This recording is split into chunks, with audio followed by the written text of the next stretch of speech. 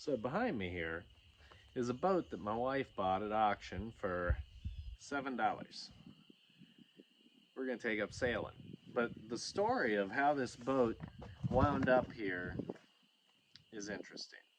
So it belonged to a campground, like a one of them kids summer camps, and it was back like a, I don't know, 3 or 5 mile long road, and back in the weeds and back up in the woods on a basketball court with flat tires full of rainwater.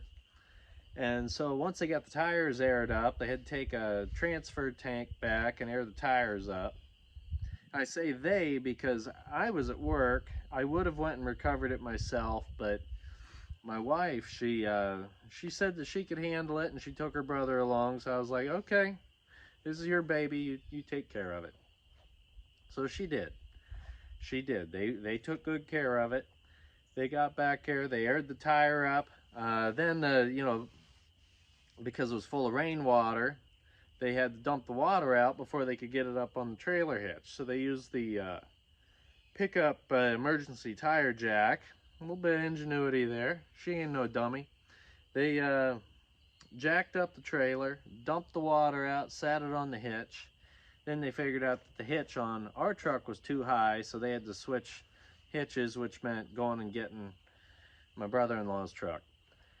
And so now it's riding down the road, or riding out of there, kind of comfortable looking. It's got aired up tires, and it ain't full of rainwater no more. It was still pretty low to the ground, but it was riding pretty comfortable until they got out on the main road. As soon as they hit the main road, probably 2 miles later, pop! That tire right there, that one right there. That tire blew out. We tried to get it off. The studs were rusted fast. Couldn't find anybody with a spare anyhow. So we dropped it at a gas station overnight. Borrowed a flatbed trailer with a winch on it, winched it up on the flatbed, brought it over here, and then we had to use the farm tractor to pull it off of the trailer. It barely fit on that trailer to begin with, but I think we got it off and home without damaging it much. And one of the more exciting parts about the whole thing, my poor wife, she was 9 months pregnant at the time of this boat recovery, and whether or not it sent her into labor is debatable, but yeah, she had a baby the next day, or well, 2 days later. A day and a half later, she had a baby. So